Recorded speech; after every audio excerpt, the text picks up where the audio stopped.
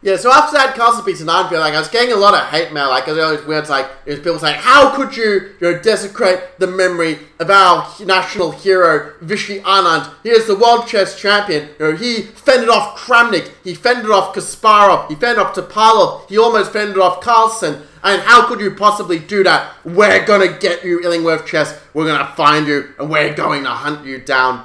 So I had to create this video to sort of compensate and show, yeah, Anand, super nice guy, plays some great chess, let's see how he managed to win. Illingworth Chess, the best to improve your chess!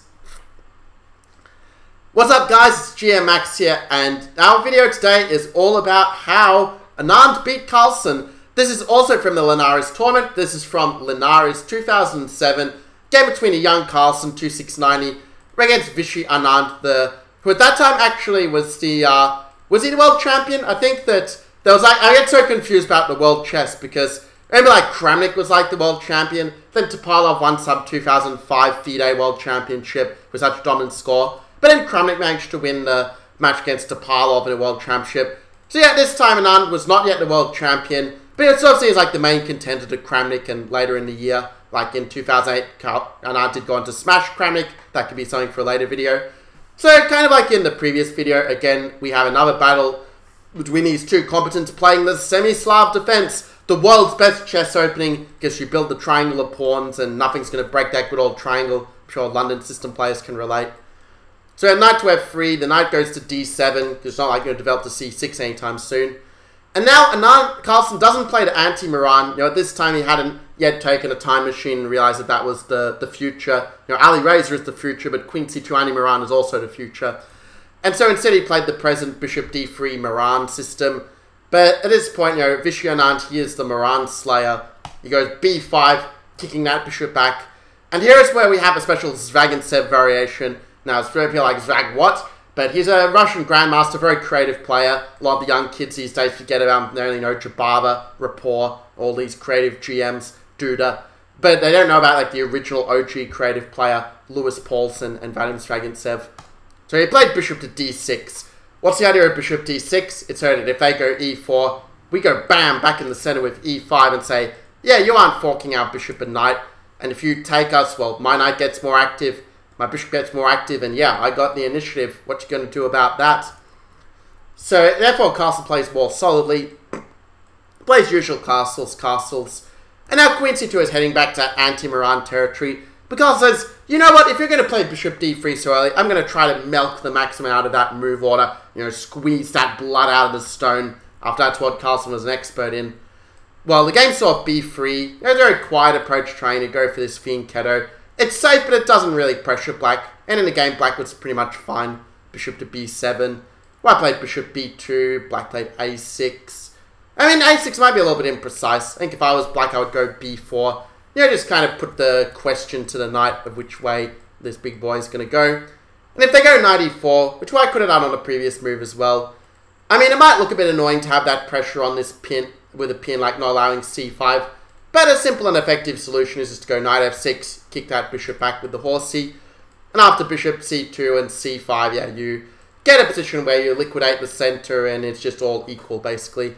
Actually, something very similar arises in the game with a pawn on b5 instead of b4. So we're going to get to talk a lot more about this position. Okay, so after a6, well, Carlsen could have played the move a4, try to provoke that weakness and then play knight e4, saying my rook's pawn move is better than your rook's pawn move, which is often like a key, like, I mean, in chess, like, with what we have is, like, we have this sort of comparison culture, where it's all like, yeah, mine's like, my rating is better than yours, my openings are better than yours, my endgame's better than yours, my chess culture is better than yours, my YouTube channel is better than yours, and so on and so forth. So, yeah, we do like to compare, like, compare the sizes, as it were. But it turns out the move knight e4, yeah, that's a trade that both sides are happy with. Carlsen's happy with it because he thinks it brings him closer to a draw, and Anand's happy with it because it brings him closer to a win. Now, at this point, I mean, if you want to really spice up the game, get a little bit of that dynamic juice flowing in your veins, you could play the move f5 and kick that bishop away. It might look like a weakening move, but keep in mind that that pawn f5 does give a good share of space. Like, just imagine you get that queen h6, bishop f3, queen h2 mate. You could even swing the rook over as well. Like, that pawn f5, like, that really gives you a good chance for an attack. That's why a lot of club players play the Dutch for this false dream of one day getting an attack on the king. But okay, knight f6 was played. Solid move. You know, Anand realized that, okay, it's a super tournament. A draw with black is a perfectly fine result. You know, a draw, it shows I did good preparation. So we had the move c5. Which actually, c5 might be a little imprecise. I think that there's no harm in throwing in the move rook c8. So after c5, you know, you can kind of take back with the rook. You can do a little rook lift h5 and, you know, show that you are the reincarnation of Adolf Hansen.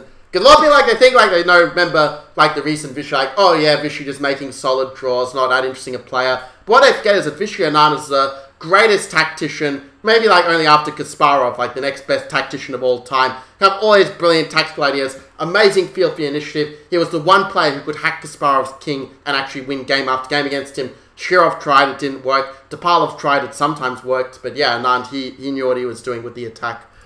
But instead, well, the move c5 was played. And it's a position where I have this near symmetry, and I know that some of you guys, like, you're seeing, oh, symmetrical position, so boring. I'm going to fall asleep to GM Max. And yeah, I guess I'm going to wake up when he shouts at me again. But actually, that's not the case. It's a very sharp position, or very interesting position. It does get real spicy very soon. Because Carlsen doesn't just want to play like Queen e2, rooks in the center and make a draw. No, that's not the way Carlsen does it. Carlsen knows he can beat Anand. Maybe not today, but he's going to try anyway. He plays move knight g5. Try and get some pressure on this guy on h7. Black plays queen takes d1, so that his king doesn't get mated. At this point, black could have just played rook fd1. You know, the rooks belong on the open files. But one mistake that you see a lot of strong chess players make is they move the wrong rook. And the wrong rook problem is where you either take this way or take this way, and you get so plagued by indecision like f-rook, a-rook, f-rook, a-rook, that you end up making the wrong decision. You know, there were some students who had this problem. I gave them my lucky 50-cent coin to flip when I had these decisions. I tried, but I only got the decision right 50% of the time, so it wasn't a complete solution. But hey, it saved them some time on the clock, so we take the small wins where we can. Okay, these jokes aside, instead of playing rook ft1 and just having, you know, better side of equality, well, I played rook a1, leaving this rook, I know, in the naughty corner. And now here is where Anand comes up with a really great move. This one I've set as a puzzle on Facebook. You know, my Facebook friends, most of them didn't manage to get it right, actually, but the few who did, they showed immense chess talent. They became students of mine, and they went on to win game after game after game from more of my lessons. Okay, I'm sort of like making up a little bit here, but anyway, let's get into the move that black played. You did manage to pause the video. I know it's very hard to hit that pause button while I'm busy talking, but you did manage to find it and then find the move, right? Alright, well done if you came up with the super genius prophylactic move, king to h8. Now, first you might think, king what? I mean, what? You're just going to allow bishop f6 and some freebie, but wait, it's not that simple, guys. So if white does take the yum-yum, then we take, and if knight h7, trying to grab the pawn, then rook g8, and, you know, look at this, guys. This pawn is under fire. We've got some mate threats coming up. And, you know, g3 doesn't really help because after king g7, that knight is in prison, you know, out in Alcatraz here. But if you play knight f6 instead, well, then you've got bishop takes g2. You know, this is a really beautiful move because rook g2 might look like it's winning the game. But actually, after king h1, you don't have a really great discovered check because there's going to be some bishop e4 blocking the check and kind of being a pain in the neck. So we should instead go bishop g2, sack the exchange, get that beautiful threat of bishop f3, mate. The only way to deal with all these discovered attacks and all these GG-ness is to play rook d8. And in that case you take, and okay, it's a way too long analysis, but after rook d2, you're hitting the bishop. You're also threatening bishop e3 with a pin. You end up having a better ending that, okay, if Carlsen being an endgame genius might still hold the draw. But okay, it's true, like this time he wasn't quite as good at endgames as he is these days. So therefore, like this still would give black chances. And what white should do instead is he should just say, you know what, Anand's a good chess player, he hasn't really done anything stupid this game. So let's go knight e4 and just accept that after takes it, it's going to be a draw. But in that case, you know, we wouldn't be watching this video, so thanks Carlsen for making a mistake and giving me an interesting video to share with my community. So instead, I played a move g3, still entertaining his winning chances, but actually it was Anand who was doing all the entertaining soon. Because with the move h6, we kick that knight away. And after bishop f6, no, the idea is not to play gf6 and allow the meaty fork on h7. The real idea is to play hg5. And now you might be thinking, well, Max, didn't he just blunder the pawn? Bishop takes g5, hello? But then we go for f6. And what we see is that bishop is completely trapped at the moment. If you go to h4, I hit him with g5. If you go to f4, I hit him with e5, and yeah, thanks to the free piece. Must be like green piece or something, I don't know. Or green sleeves, I already forget my references. So the game went bishop b2, and now we have the advantage of the double pawn. That's right, the double pawn is an advantage in chess, because this pawn now can go to g4, and it can fix all of these weaknesses in place, leaving out white king exposed, even in the endgame. I mean, you thought that the king was only weak in the middle game. Wait till you see this game. Black plays the move rook ac8, threatening a cheapo with bishop e3. Cheap, bishop on pre, loose pieces drop off. Carlsen sees that and plays the move rook c1, and what a passive defense, rook c1. Like, I mean, all it's doing is just doing babysitting duty for the bishop. I mean, the rook's real role is to build a strong castle, fire the arrows at the enemy, not to defend with a clergyman or whatever. And anyway, instead, well, I could have played move rook d7. It would be a more active move, hit the bishop, and if they go bishop c6, well, at least you kind of gummed up their bishops a bit with rook d3. Yeah, bishop e4, you just trade off the bishops. You're happy to swap like that. But instead we had rook c1, and yeah, after now, rook fd8. Or you could have played bishop b4 and bishop f3, and the bishop is paralyzing the white position. I would have liked that a lot if that had happened. But instead we had rook fd8, and okay, now we decide to play bishop f3. Guess better late than never. And I mean, look at this, look at this position with that juicer bishop on here, completely trapping that white king in place. That white king is now in confessional, much like Maxim Vachier-Lagrave in the 2016 Sinquefield Cup. And yeah, there's this very long explanation by Michal Marin that, I mean, I sort of can't be bothered to read it. But the point is, the white king is stuck, the white bishops are going to be stuck, the white rook is stuck, some pawns are weak, and life is good when you're grinding like this. If you've watched my chess grinds video, you'll know that this is what high quality chess is all about, getting that small endgame advantage and grinding it to the win. The game saw a3 here, trying to defend or maybe to attack, I don't know. Black went b4, not allowing that bishop to kind of get a bit of a new lease of life. White played a4, because if you go a4, you're kind of helping that bishop get even more active, and we don't want to help black activate his pieces for free, right? So at a4, and now f5 is grabbing more and more space, but Anand, you had a little chance here. You could have played bishop e2, could have stopped that white king running back to the center. And if you're worried about king g2, well, yeah, just go rook d2. I just put my pawn on g4, bishop on g3, and, well, we just do pinning and winning.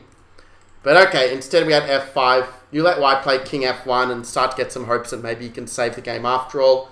And yeah, I think I would play a move like g4. Like, that's a move that feels right. You fix that h2 pawn's a weakness, and it's going to take a long time, but eventually you are going to get that rook to h8, and you are going to hit the pawn. So life is going to be alright in the end. But instead you played f4, and yeah, f4, it's one of those moves that basically it's kind of where it's like, okay, the engine says 0, 0, 0, but over the board you feel the pressure, like you feel those speeds of sweat coming down from your forehead, just like when the air conditioning broke in that Indian chess tournament. And yeah, now it's just really, really bad for white, or at least it feels really bad. The reality is that instead of, panicking like, oh no, he's going to takes a rook d2 and he's going to make my king, and that's bad, bad stuff. Instead of panicking, he could have played the move of g takes f4. Tap, just capture. And yeah, rook d2, yeah, I know it looks scary, like they got a check. I mean, if you're playing free checks, the game would be over, but now bishop g6 is the key. We see that black king is also very weak in this position. After rook takes f2, king to e1. I mean, if you move that bishop, rook g8 is c8 is checkmate here. So black would have to play rook to e2. And basically have to go back and forth like rook f2 and king and rook go back and forth. We have a draw. Yeah, another grandmaster draw, boring game or whatever. But okay, instead of having this sort of grandmaster draw, well, Carlsen played bishop e4, and that was a decisive mistake. Maybe Carlsen was hoping that, opposite colored bishop's just dead draw. No way you can avoid the draw. Just give me a draw already. But opposite colored bishops are not a draw when you have other pieces like the rook still on the board. And Carlsen showed that, and Anand rather showed that perfectly. Rook takes c5, rook to d1, king to e2. And now the key move, which I think Carlsen might miss, is rook to b1. We're hitting the bishop, we're skewing it to the pawn. Got some f3 to kick around that white king, and yeah, white is just completely gone. After bishop c1, we had f3, king d1, and after rook takes b3, well, this is not like Carlsen's round 1 game against Morozevich from the tournament, which I already completely forgot. But basically now, it's just dead. Black's got an extra pawn, and that b pawn's a monster. The king is weak. And, well, Black can take this all the way to the bank. Game ended rook c4, bishop to d3. At least this isn't a 77 move game as well. Rook c8, king h7, e4, trying to get the bishop active, but rook to b1. And hey, we got 2 extra pawns. Let's put that one in the bank. King e3, bishop to d5, bishop to d2, rook b3. Yeah, we're going for a king hunt, folks. King d4, rook to b2.